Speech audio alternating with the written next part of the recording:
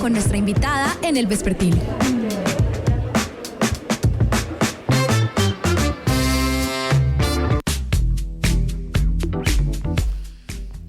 A inicios de esta semana y finales de la pasada tuvimos una mala noticia en Villa María. Las lluvias dejaron en la vereda Los Cuervos, sí. Un deslizamiento que, aunque no son tan comunes como lo eran antes en Caldas y en Manizales, seguimos teniendo noticias sobre eso. Y creo que la gestión del riesgo y el entender en dónde estamos pisando, el suelo en el que estamos y lo que hay alrededor ha sido una muy buena estrategia para mejorar nuestra gestión del riesgo, pero seguramente todavía hay mucho por mejorar. Es un panorama que es complejo en la región por las características de nuestros suelos, por la topografía y por obviamente el incremento de las lluvias, una lluvia, digamos, entre comillas, inesperada, unos volúmenes de lluvia inesperados en esta época que obviamente, como siempre, generan inconvenientes en ciertos sectores del departamento, y obviamente es clave, como usted bien lo dice, que aunque se sabe de las muy buenas gestiones que se han hecho frente a gestión del riesgo, que han sido reconocidas nacional e internacionalmente, pues obviamente profundizar y ahondar en estos aspectos.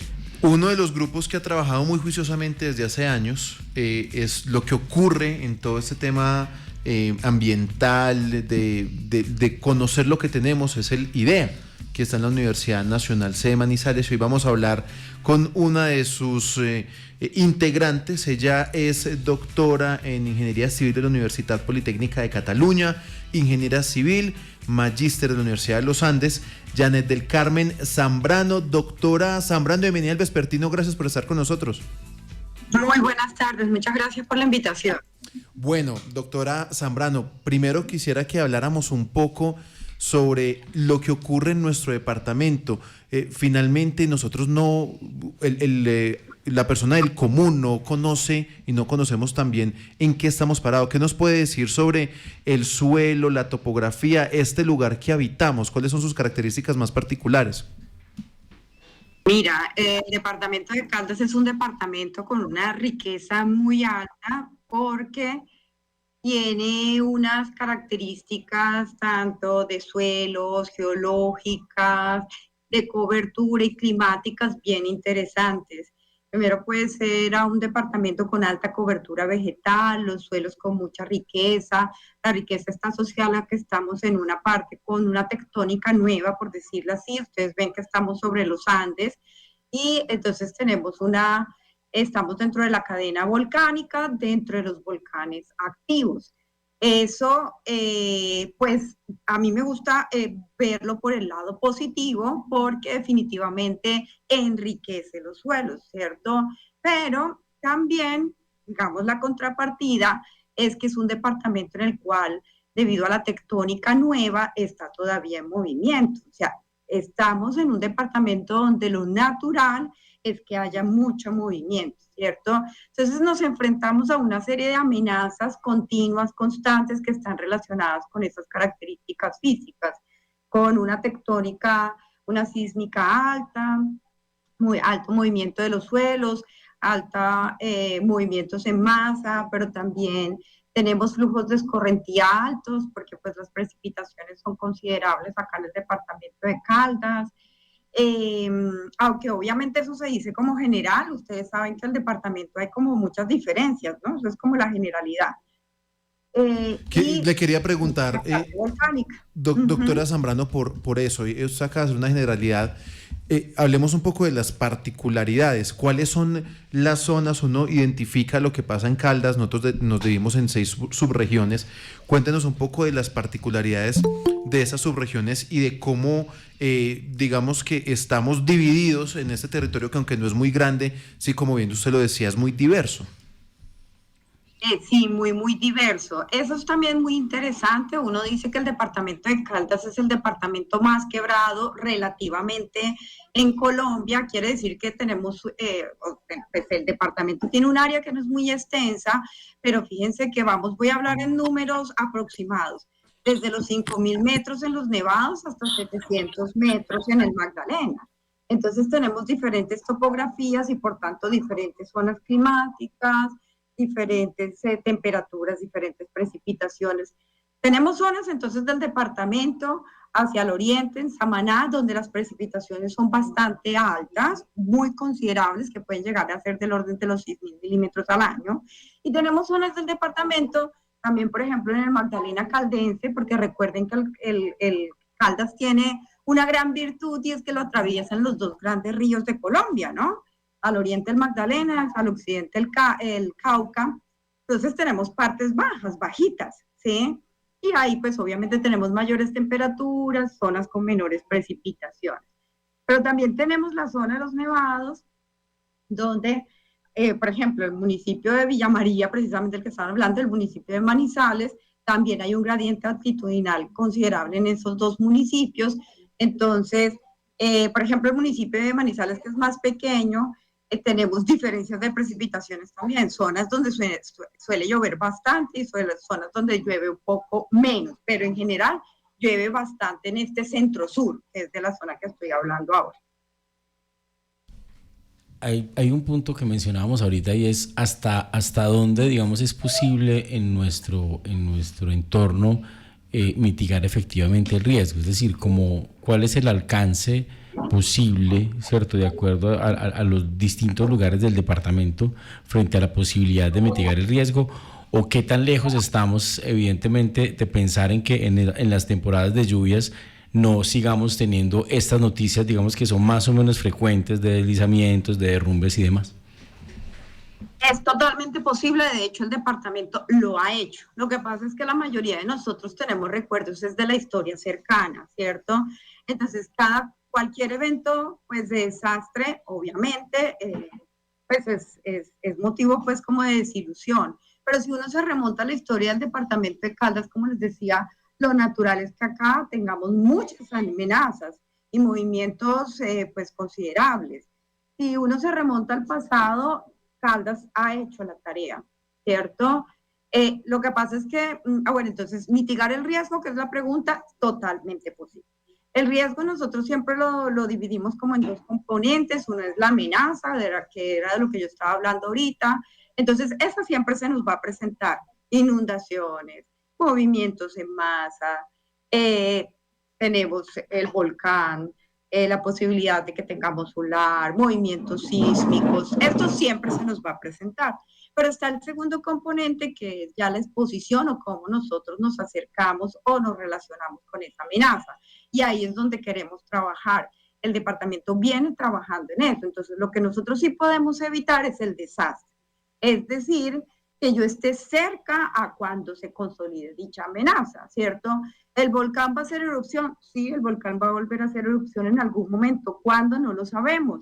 Entonces, hay amenazas que nosotros no podemos evitar. ¿Va a volver a haber un sismo? Sí, va a volver a haber un sismo fuerte, sí, un sismo fuerte. ¿Cuándo? No lo sé. Pero el desastre sí lo podemos evitar y es el impacto que causan esos eventos sobre nosotros. Volviendo, por ejemplo, al ejemplo del sismo, ¿qué podríamos hacer? Preparar. La preparación ante el riesgo es fundamental. Nosotros podemos evitar zonas de mayor riesgo. Si sigo tomando el ejemplo de los sismos, podemos construir mejor. Nosotros ya sabemos cómo construir para salvaguardar la vida humana, para salvaguardar pues, los principales bienes, aquellos vitales, como los acueductos, ¿cierto? Como los hospitales. Eso ya sabemos cómo hacerlo. Está tipificado en normas, en leyes. Colombia es muy juiciosa en esa parte normativa y en esa parte de conocimiento del riesgo. Entonces, para generalizar una respuesta en términos de la pregunta que me hace, ¿qué podemos hacer? Prepararnos. La preparación es clave. Que tú sepas, por ejemplo, qué hacer en un sismo, cuando sucede un sismo en tu casa, es fundamental. Profesora Zambrano, usted en su vida laboral y en su experiencia profesional ha estado muy cercana a los recursos hídricos, a lo que pasa con el agua. Cuéntenos un poco de cuáles son los riesgos y los retos que tenemos hoy en Caldas para vivir, convivir y cuidar el agua que tenemos, teniendo en cuenta, por ejemplo, lo que uno escucha en algunas veredas de Aranzazu, que ya no tienen agua, o situaciones como hemos vivido en algunos momentos aquí en Manizales, donde nos quedamos unos cuantos días sin agua, como pasó en el 2011. Sí. Cuéntenos un poco de cómo estamos en ese sentido.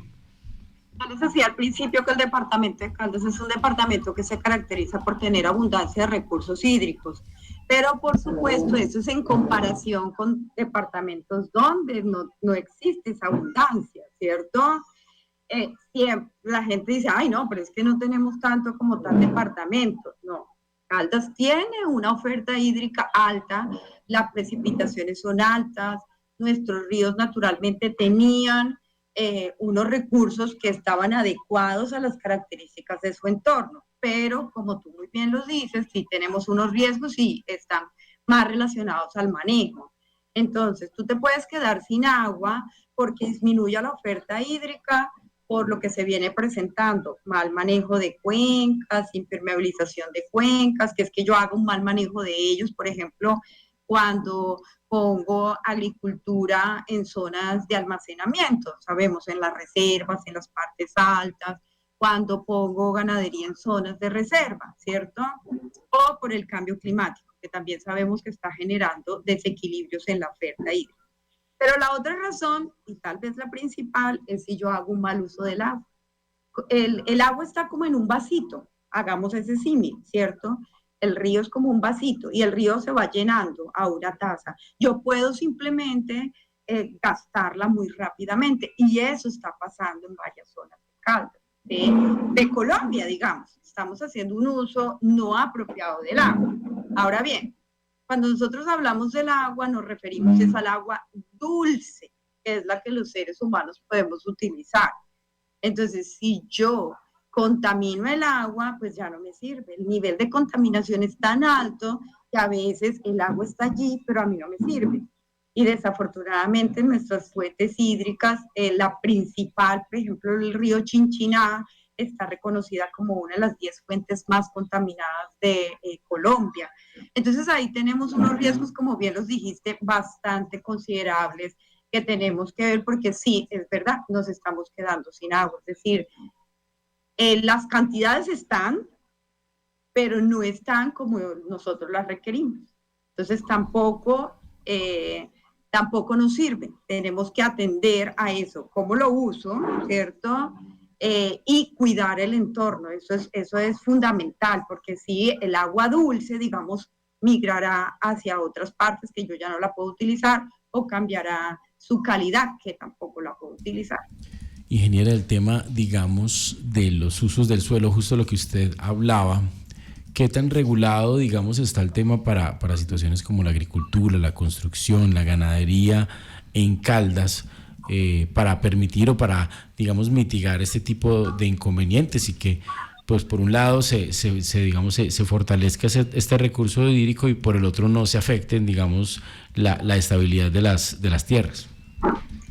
Eso es un tema que en Colombia está bastante regulado, digamos, nosotros tenemos las normativas, sabemos lo que tenemos que hacer, pero hay una diferencia entre el saber hacer y el hacer, ahí es donde está, digamos, la debilidad. Nos cuesta un poquito de trabajo llevar eso hasta la práctica. Y es que, fíjate, una cosa súper interesante que va a hacer la puñita acá, porque estuve en ese grupo muy favorecida. Caldas es uno de los pocos departamentos que bajó la misión de Sabios Nacional al departamento. Es decir, nosotros nos reunimos, todas las universidades de Caldas, nos reunimos con instituciones importantes de acá y pensamos qué era lo que nos hacía falta. Y ahí reconocíamos algunos problemas como los que les estoy mencionando ahora. Y una gran debilidad que tenemos, voy a decirlo para Caldas, pero eso es general para Colombia. Una gran debilidad de Caldas es la debilidad institucional, pero no institucional pública, sino que los colombianos estamos acostumbrados a que si no me multan, yo no cumplo con la ley. Y esa es una dificultad que tenemos grande en Colombia, ¿cierto? Y es que por nuestros propios medios no queremos cumplir con lo que sabemos que hay que cumplir.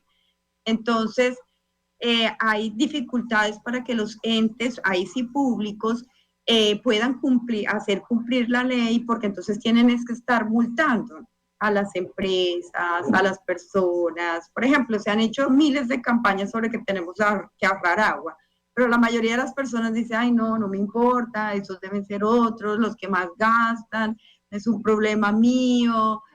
¿Ves? Entonces se dificulta que se lleven a la práctica esos elementos que ya sabemos qué es lo que hay que hacer, cómo protegemos nuestro entorno, cómo cuidamos el recurso hídrico, el uso del suelo que es fundamental. Siempre queremos que sea el otro que solucione los problemas, pero no solucionamos nosotros mismos el pedacito que nos toca.